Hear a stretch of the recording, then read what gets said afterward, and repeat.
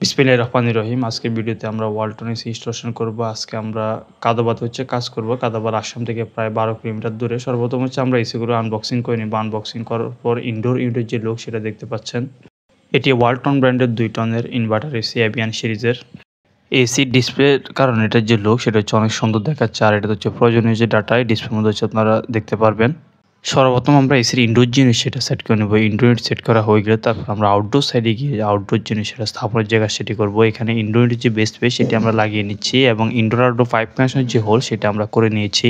এসির indoor unit স্থাপনের ক্ষেত্রে খেয়াল রাখতে হবে ইনডোর ইউনিটের উপর যাতে যথেষ্ট পরিমাণ খালি জায়গা থাকে, এই বিষয়টি খুবই গুরুত্বপূর্ণ। আর ইনডোর আউটডোর পাইপ কানেকশন যে হোল করা হয় হোলটি যাতে একটু ঢালু থাকে, যাতে পানি খুব সহজে ড্রেনেজ হয়ে যেতে পারে। আর এখানে ভেন্টিলেটর যেটি সেটি খোলা দেখতে পাচ্ছেন। আমরা এটা সুন্দরভাবে বোর্ড দিয়ে বন্ধ করে দেবো। স্থানে যদি গ্যাপ থাকে পরবর্তী এসির ভিতরে কিছু প্রবেশ করতে পারে, তাই আমরা এটা সুন্দরভাবে ফিল আপ করে দিয়ে বোর্ড দিয়ে দেখতে পাচ্ছেন। এসির ইনডোর স্থাপনের সময় খেয়াল রাখতে হবে ইনডোর ইউনিটের যে বেস প্লেট সেটি যাতে সঠিক লেভেলে স্থাপন করা হয়, এই বিষয়টি খুবই গুরুত্বপূর্ণ। একটি এসির ইনডোর জিনিস সেটা আমরা সেট করে নিয়েছি। এখানে আমরা ২টি এসি ইনস্টলেশন করবো। আর একটি এসির ইনডোর জিনিস সেটা স্থাপনের যে কাজ সেটা আমরা করে নিব। অতঃপর আমরা বাইরের সাইডে গিয়ে আউটডোর স্থাপনের যে কাজ সেটি আমরা করব। এখন আমরা আরেকটি এসির ইনডোর জিনিস সেটা আমরা সেট করে নেব। তো এখানে আরেকটি এসির বেস প্লেট সেটি আমরা লাগিয়ে নিয়েছি এবং ইনডোর আউটডোর পাইপ কানেকশনের যে হোল সেটি আমরা সুন্দরভাবে করে নিয়েছি। এখানেও ভেন্টিলেটর যেটি সেটি দেখতে পাচ্ছেন, এটা বন্ধ করতে হবে। এসি স্থাপনের সময় খেয়াল রাখতে হবে ইনডোর উপর যাতে যথেষ্ট পরিমাণ খালি জায়গা থাকে। তো এখানে বোর্ড দিয়ে আমরা সুন্দরভাবে ভেন্টিলেটর যেটি সেটি আমরা বন্ধ করে দিয়েছি। অতঃপর এসির ইনডোর যে ইউনিট সেটা আমরা সেট করে নিয়েছি। সেট করার পর এটার যে লুক আপনারা দেখতে পাচ্ছেন। ভিতরের সাইডে আমাদের কাজ প্রায় শেষ। এখন আমরা বাইরের সাইডে গিয়ে আউটডোর যে ইউনিট সেটা স্থাপনের যে কাজ সেটি করবো। সর্বপ্রথম আমরা স্ট্যান্ড লাগিয়ে নিব। স্ট্যান্ড লাগানো হয়ে গেলে অতঃপর আউটডোর যে ইউনিট সেটা আমরা স্ট্যান্ডের উপর সেট করে সার্ভিস যে পাইপ সেটা কানেকশন করে নেব। এখানে আউটডোর যে ইউনিট সেটা আমরা মোটামুটি সেট করে নিয়েছি। এখন আমরা স্ট্যান্ডের সাথে জয়েন্ট নাট দিয়ে এটা ফিক্সড করে দিচ্ছি।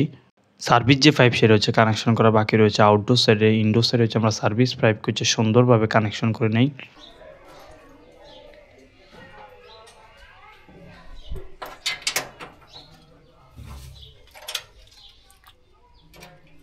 সার্ভিস যে পাইপ সেটা কানেকশন করা হয়ে গিয়েছে। এখন আমরা ইউনিটটাকে বায়ু শূন্য করব। ভ্যাকুয়ামের কাজ সমাপ্ত হয়ে গেলে অতঃপর আমরা লিক টেস্ট করে নেব। লিক টেস্ট করা হয়ে গেলে অতঃপর আমরা রেফ্রিজারেন্টকে সার্ভিস পাইপের মধ্যে রিলিজ করে দিব।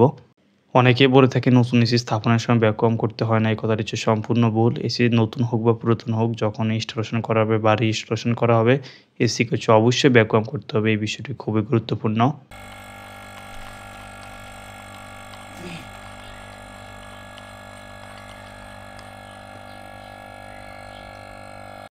ভ্যাকুয়ামের যে কাজ সেটা চলমান। কমিউনিকেশন যে কেবল সেটা আমরা কানেকশন করে নিচ্ছি। এখানে লাইন হিসেবে কোম্পানি রেড কালার যে কেবল সেটা ব্যবহার করেছে। আর নিউট্রাল হিসেবে নেভি ব্লু যে কেবল এবং কন্ট্রোল হিসেবে কমলা কালার যে কেবল সেটি। আর আর্থিং হিসেবে হলুদ কালার যে কেবল সেটা কোম্পানি এখানে ব্যবহার করেছে। আর এখানে কন্ডেন্সার হিসেবে এসিটাতে মাইক্রো চ্যানেল যে কন্ডেন্সার সেটি ব্যবহার করা হয়েছে। আর ব্ল্যাক কালার যে কোটিং সেটি দেওয়া রয়েছে। ছাদে যদি এসির আউটডোর স্থাপন করা হয় তাহলে খেয়াল রাখবেন বৃষ্টির পানি জমে এমন স্থানে এসির আউটডোর জিনিস সেটা কোনোভাবে স্থাপন করবেন না। নিচে অবশ্যই বেস অথবা স্ট্যান্ড যেটি সেটি ব্যবহার করুন। একটি এসি স্থাপনের কাজ প্রায় শেষ। আমরা আরেকটি এসি স্থাপনের যে কাজ সেটি করে নিচ্ছি। এখানে সার্ভিস যে পাইপ সেটা সর্বপ্রথম কানেকশন করে নেব। সার্ভিস পাইপ কানেকশন করা হয়ে গেলে তারপর আমরা আউটডোর সাইডে গিয়ে আউটডোর জিনিস সেটা সেট করে নেব।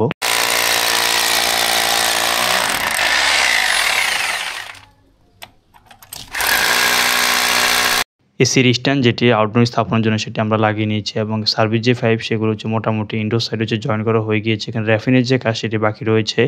আউটডোর জিনিস সেটা আমরা সেট করে নিব। অথবা সার্ভিস যে পাইপ সেটা আউটডোর সাথে আমরা কানেকশন করে নিব। দুটো যে এসি আমরা ইনস্টলেশন করছি দুটো এসির মডেল সেম। এগুলো ওয়ালটন ব্র্যান্ডের এভিয়ান সিরিজের এসি। এসিটা তো মাইক্রো চ্যানেল যে কন্ডেন্সার সেটা ব্যবহার করা হয়েছে। আর রেফ্রিজারেন্ট হিসেবে R32 যে রেফ্রিজারেন্ট সেটা ব্যবহার করা হয়েছে। প্রথম যে এসিটি ইনস্টলেশনের কাজ করেছিলাম সেটা আমরা লিক টেস্ট করে নেই। অতঃপর অ্যাডজাস্টেবল ড্যান্সের মাধ্যমে ডেড যে ক্যাপ সেগুলো আমরা সুন্দরভাবে লাগিয়ে দিই। দ্বিতীয় যে এসিটা আমরা ইনস্টলেশন করেছিলাম সেটা আউটডোর জিনিস সেটা স্থাপন হয়ে গিয়েছে। এখন মোস্ট ইম্পর্ট্যান্ট যে কাজ ইউনিটকে বায়ু শূন্য করা সেটা আমরা করে নিচ্ছি। এসি স্থাপনের সময় বিষয়টি খুবই গুরুত্বপূর্ণ। ইউনিটকে সঠিকভাবে বায়ু শূন্য করা। এক্ষেত্রে আমরা সার্ভিস পাইপ এবং ইনডোর জিনিস সেটাকে ভ্যাকুয়াম করে থাকে। আউটডোর ইউনিটের ভিতরে কোম্পানি গ্যাস রিচার্জ করে দিয়ে থাকে। ভ্যাকুয়ামের কাজ সম্পূর্ণ হয়ে গেলে অতঃপর আমরা ইউনিটে কোনো লিক রয়েছে কিনা সেটা টেস্ট করে নেব। লিক টেস্ট করা হয়ে গেলে অতঃপর রেফ্রিজারেন্টকে সার্ভিস পাইপের মধ্যে আমরা রিলিজ করে দিব।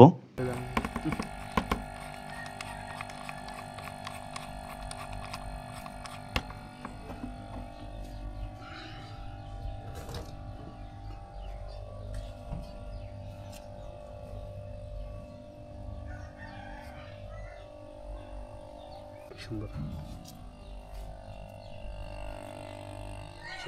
ভ্যাকুয়ামের কাজ সমাপ্ত হয়ে গেলে অথবা এটি কোনো লিক রয়েছে কিনা সেটা আমরা টেস্ট করে নিই। লিক টেস্ট করা হয়ে গেলে আমরা ডেড ক্যাপ যেগুলো সেগুলো হচ্ছে ভালোভাবে আটকে দিই এবং কাভার যেটি সেটা হচ্ছে সুন্দরভাবে হচ্ছে আমরা বডির সাথে আটকিয়ে দেই এবং হচ্ছে ইনডোর আউটডোর 5 কানেকশন যে হোল করা হয়েছিল হোলগুলো আমরা সুন্দরভাবে বন্ধ করে দেই। এসি স্থাপনের সময় বিষয়টি খুবই গুরুত্বপূর্ণ। আপনি অনেক ভালো ব্র্যান্ডের এসি নিলেন কিন্তু ঠিকভাবে এসিটি ইনস্টলেশন করা হলো না। পরবর্তীতে হচ্ছে এসির অনেক বড় ক্ষতি হবে। তো হোল যেগুলো সেগুলো আমরা সুন্দরভাবে বন্ধ করে দেই। আর এটা হচ্ছে দ্বিতীয় যে এসি সেটির যে হোল সেটিও আমরা সুন্দরভাবে হচ্ছে বন্ধ করে দেই।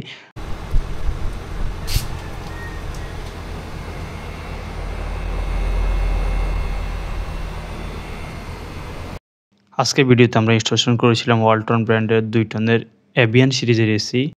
এসি স্থাপনের পর টেকনিশিয়ানদের কাছ থেকে দেখে নিবেন কিভাবে এসির এয়ার ফিল্টার পরিষ্কার করতে হয় আর কিভাবে রিমোট দিয়ে এসিটি অপারেট করতে হয়। আর কোম্পানি থেকে ফ্রিজের সার্ভিস সেগুলো আপনারা অবশ্যই হচ্ছে নিয়ে নিবেন।